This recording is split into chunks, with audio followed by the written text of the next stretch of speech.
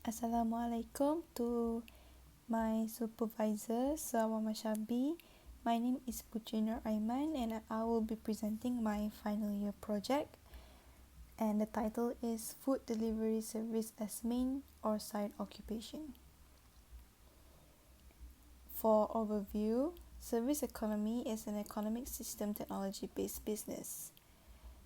This business is very common now, especially in Malaysia, because technology is one of the good ways to start a new business, as it does not require a lot of money to start a platform. Especially, it doesn't really require building lands and assets. For example, technology-based business gives an opportunity for the entrepreneur to reach out through potential customers, especially on promotion through social media. Since our generation now uses a lot of social media, it is a good platform to promote their business. Next is background of the study. Grab is an e-hailing service that was first founded in Malaysia back in 2012. In the beginning of its establishments, it only focuses on how to improve to book a taxi processes in Malaysia, as so many locals had many bad experiences through being charged overpriced and not being able to get a taxi in a short period of time. Throughout the years, GrabFood later came to Malaysia in 2018, which offers a food delivery services with many varieties depending on the area. Before GrabFood came along, Foodpanda has existed. Next is research problem. Generally, when we heard delivery driver job, we would associate it as a dangerous job, as they had to be on the road all the time and very tiring. Next is research question. First is the never-ending competition among the fresh graduates is the reason some ended up in the food delivery sectors? Second, is the salary that they are earning from their main occupation or offered to does not meet the living wage? And third, does the earnings they get from doing this job help them improve their living status?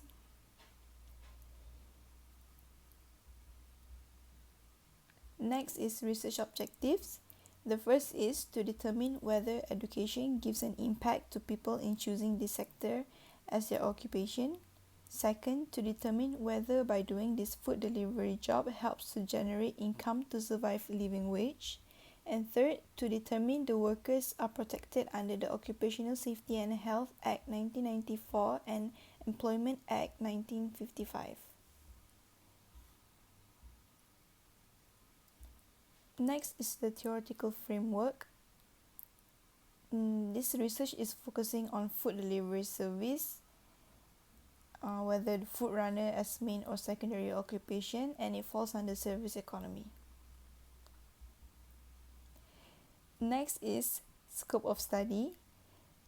For this research, I will focus in Taman Melawati area, and my respondents will be reached out in the area of Melawati Mall. And my target of respondents are GrabFood and Foodpanda respondents. Next is the significance of the study. The study is conducted in order to collect more data regarding the delivery service sector, especially in the Klang Valley, Kuala Lumpur. Since Klang Valley is a huge city and is a fast-paced city, a lot of people would prefer to order from food delivery services because it is much faster and time-saving. Next is Chapter 2, Literature Review. For introduction, service economy is defined as an economy where service provision is the primary economic activity rather than the production of goods. It can be quite diverse to have a developed service economy. The United States Census Bureau has divided the service economy into 13 sectors, including utilities, transportation and warehousing, information, finance and insurance, real estate and rental and leasing services, professional, scientific and technical services, management, educational services, health and social assistance, arts, entertainment and recreation, and many more. Next is food delivery service as emerging business. According to Gloria Food, the online ordering reasons for the growth of the food delivery app industry are easier to manage the menu, significant savings, and less hassles. Food delivery app has its many benefits. One of it are easy to use, flexible payments as we can choose an option to pay by cash or through debit or credit card, real-time tracking, loyalty points, and effective customer support. One of the reasons why food delivery service is so huge now is because millennials and Generation Y, that consists of individuals who were born between 1980 to 2000, have grown up in a digital environment. Next is part-time employment. Part-time employment is not only emerging in the United States, but is also growing in Malaysia. In the United States, part-time employment is an increasing proportion of workers.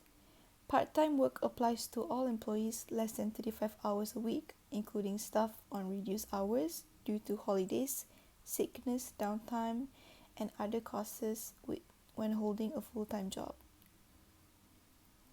Next is youth unemployment in Malaysia. As a developing country, Malaysia has a high unemployment rate among the alumni of the undergraduates who rise from the colleges. According to a news report from Malay Mail, the previous Minister of Education, Dr. Mazli Malik, said almost 60% of degree holders and above remain unemployed after 1 year of graduating. He said the details were based on results from the 2018 Graduate Traces Survey of the Malaysian Ministry of Education. Next is mismatch of skills and jobs. For mismatch of skills and jobs, in sociological research, overeducation, occupational mismatch, and similar terms are used synonymously to describe a well-defined effect of the marked change in the intra-occupational distribution of schooling that occurred during 1970s. Datuk Shamsuddin Bardan from Malaysian Employers Federation has made a statement that every year over 250,000 graduates are produced at degree and diploma levels. However, jobs for them are less than 100,000. This can cause that fresh graduates will end up in low-skill jobs because the jobs that offered to them that meet up to their skills level are less than the total of graduates each year. Next is the minimum wage. Since 2010, Malaysia's national minimum wage policy has been introduced for both local and foreign workers.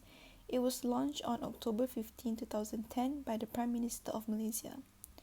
The policy's goal is to provide employees with basic financial capacity to meet their basic needs. Next is the living wage. According to economist Professor Dr. Yah Kim Leng, a minimum wage of RM 1,200 per month for a single adult living in Klang Valley is still 17 below the average living wage. A minimum living standard includes social engagement, such as being able to afford occasional trips with friends and family, as well as financial security. In tabling Budget 2020 on October 11, previous Ministry of Finance, Lim Guang Eng, recommended that the minimum wage in major cities be raised to RM 1,200 a month effective to 2020. Summary: after the literature review, service economy that has been emerging and growing alongside of Industrial Revolution 4.0, especially in Malaysia, will continue to grow as business owners sees it as an opportunity to grow their business. Hence, more unskilled jobs will be available in the market. Next is research methodology. This chapter explains methodologies of research that includes methods of study design, methods of data collection, sampling frameworks, research tools, and methods of data analysis. For population and sampling, Sampling in this study refers to a few GrabFood and Foodpanda drivers in Taman Melawati area that will represent the whole unit of GrabFood and Foodpanda drivers. Consequently, the researcher is selecting a few respondents that will not exceeding 50 representatives as the respondent of the study. This is due to it is easier to analyze a small group of population compared to a large population. Types of samplings will be divided into two. First, the sampling of probability, which is random, and second, the sampling of non-probability, non-random. Next is research instrument. First is questionnaire. The questionnaire that the researcher will provide will not use Likert scale as it may tend to predict respondents respond and not as accurate to the facts experienced by respondents. Most of the questions that will be asked in the questionnaire will be required the respondent to write down their answers or speak their answers. The type of questions that will be asked is open-ended questions with a simple yes or no, and also closed-ended questions that can be answered only by choosing a limited number of options. In the self-administered questionnaire to respondents, some of the open questions used in the requirement of the opinion of the respondents about their feelings towards their jobs. For example, question 1 in section E asks, are you ashamed to tell your friends or relatives about your occupation? If yes, why? Next is language. For this report, it will be fully written in English, but for the interview sessions, the explanation for the questionnaire will be conducted in both English and Bahasa Melayu, and the respondents are free to answer in both languages and or mix the languages around. Research ethics. The first ethics guidelines that will be followed is informed consent. The respondents will be asking for consent before proceeding with the interview, and the identity will be hidden to avoid the risk of having a conflict with their employers or supervisors. Next is results. For this chapter, I will be explaining the results and data analysis. It will be covering the background of the respondents followed by the discussions of the results of the research. First is the background of the respondent. For the background of the respondents, 100% of my respondents are male and Malay. This is because it is more common for Malay and also male to take up this job. It is unlikely to find female to do food delivery services. And as for age, it is ranged between as young as 20 and as old as 42. For respondents' educational level, majority of the respondents are degree holder, next followed by diploma, and 1 master's degree, 1 CGL, and the youngest, which is 20, is an SPM holder. Next is the respondents' company.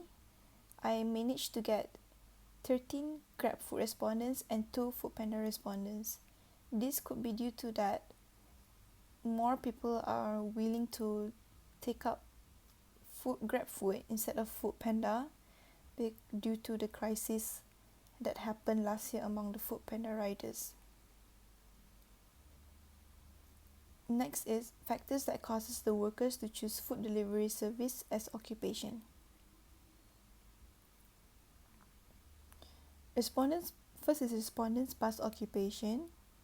Based on the data that has been collected, 80% of the respondent has worked somewhere else before becoming delivery rider. One of the few places that the respondent has worked at are Zunegara, Domino's Pizza, KFC, Krispy Kreme, and even a furniture company. For total of full-time and part-time riders, the results are almost equally the same. 7 are full-time workers and 8 are part-time workers. Few of the respondents that has a main occupation such as a human resource officer and a project coordinator, they have to do a side occupation because one of the respondent, who is the human resource officer, has 3 children, and the other one is because he needed the extra income although he is still single. As for the respondent who is a father, he worked part-time during the weekends and he needed to gain extra income because high cost of living. And for full-time workers, mostly they decided to become a food delivery riders because flexible working hours. Next is the monthly income. The monthly income started between as low as below 2,000 ringgit and as high as 3,000 ringgit per month. The total of income per month is not fixed. Most of the riders claim that the more they work, the longer they work in a day and the more job they get in a day, they will receive more income.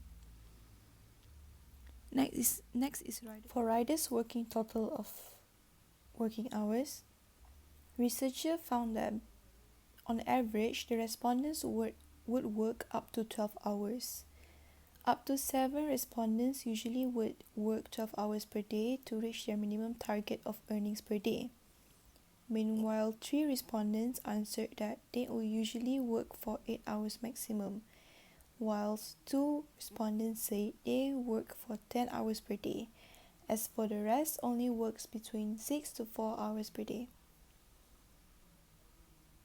Next is riders working total of working days. For numbers of working days, it varies for different respondents.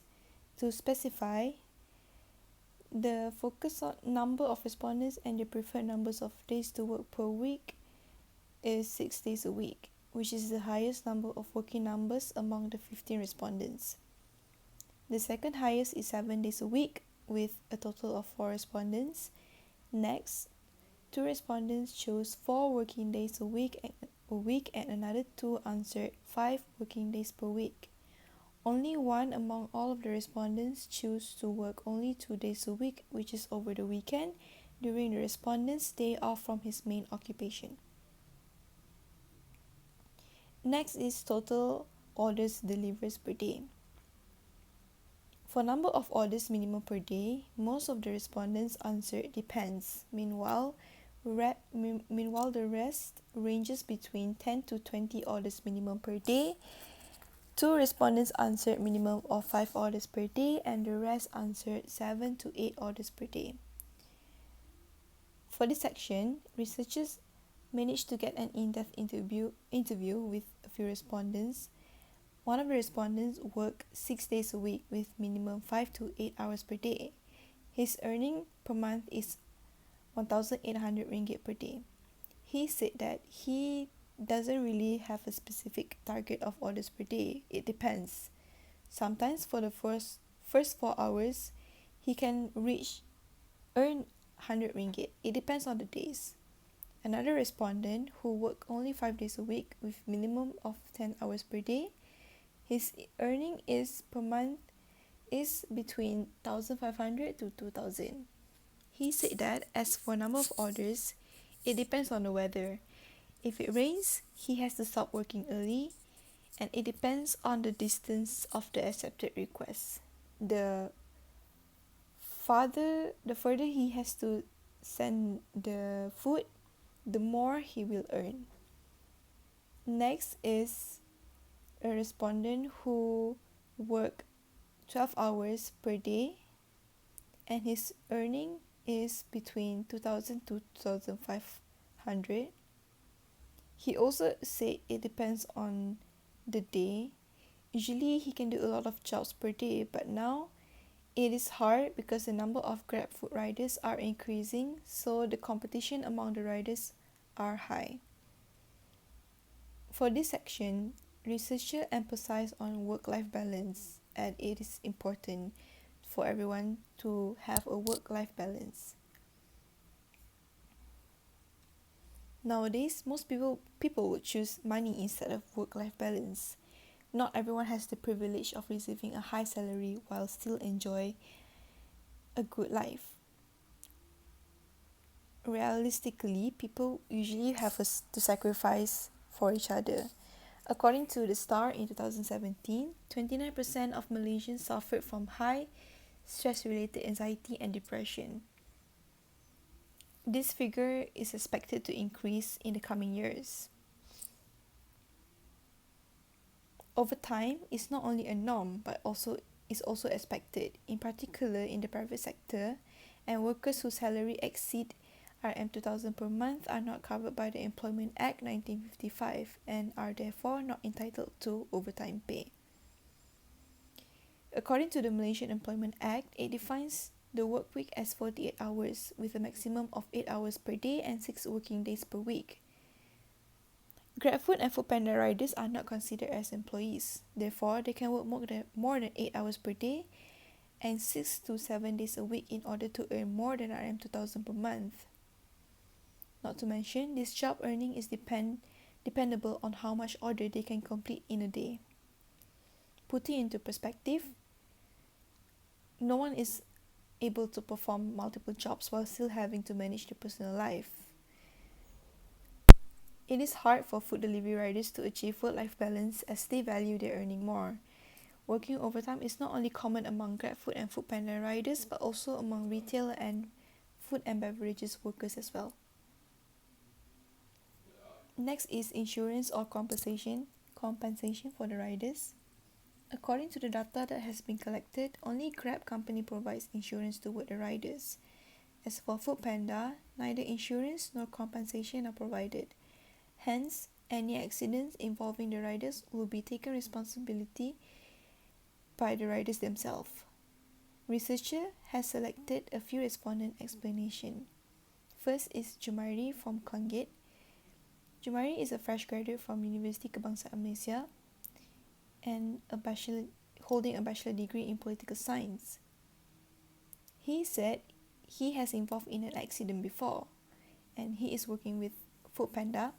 The company doesn't even ask his condition. No insurance or compensation was provided. The number of Foodpanda riders involving in accidents are quite a few numbers. The fact that the company does not provide any insurance is the biggest negative point working with the company. Back in February, a Foodpanda rider died in collision at Seremban. According to Nilai District Police Chief Muhammad Nur Mazuki Besar, the collision involved the motorcycle of the Honda with driver as well as a Nissan Terrano and Perodom IV. Apart from that, last April, a few passerby caught a Foodpanda rider slipped on the road due to heavy rain. The road was slippery and he fell, causing his bike to tip over and fall off his feet. Passers-by across the area helped him up, but he didn't care whether he was hurt. He then immediately went to search for his food box and make sure that it was still intact until he picked up this phone from the floor. This is saddening because Foodpanda riders are facing with potential accidents because of weather and drivers who drive recklessly.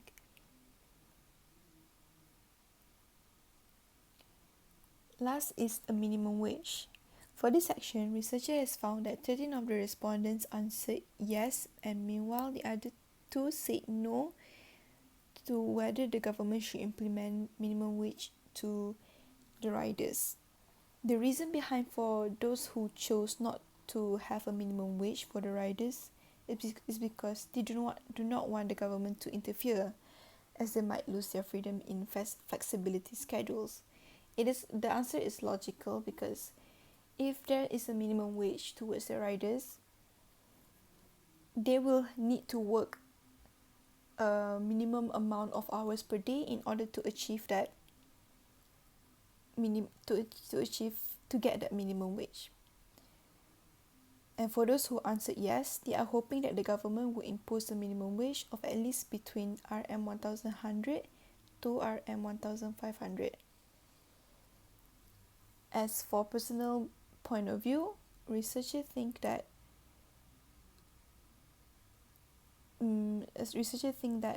a minimum wage can be implemented if it's possible, but only for full-time riders and not for part-time riders.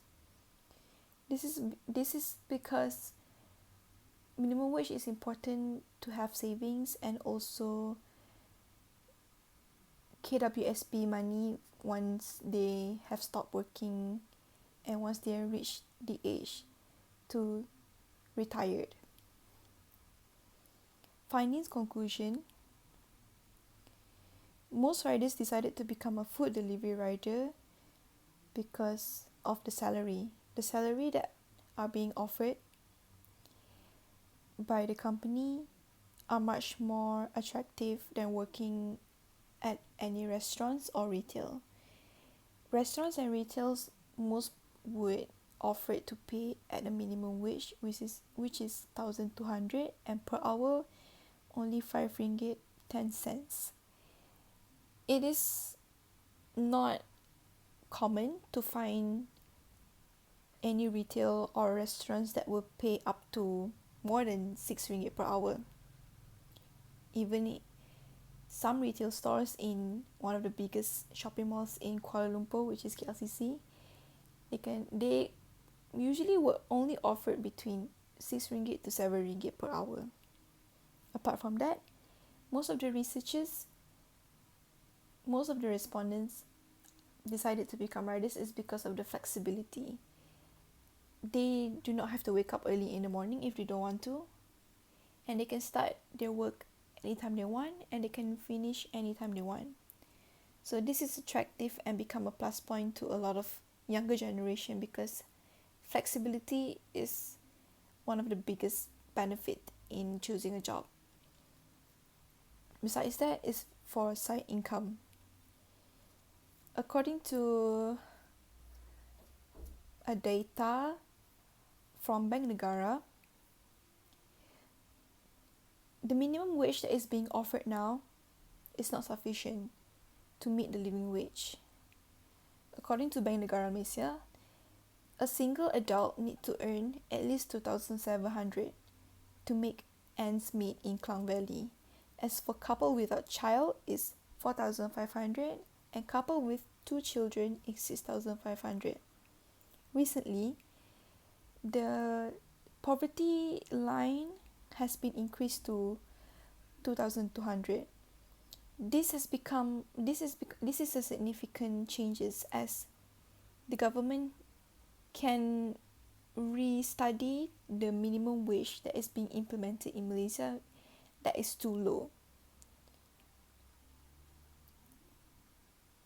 If the minimum wage is not being improved, most of the employees in Malaysia will be stuck in the poverty group or B40 group. Apart from that, most of the riders decided to jump from their previous jobs because they paid the most.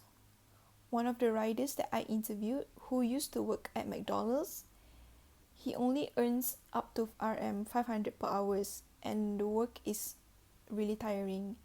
He said he can earn more than becoming a Grab food rider, but he needs to work up to 12 to 15 hours per day, and for him it is too tiring. That's why he decided to become a rider. And with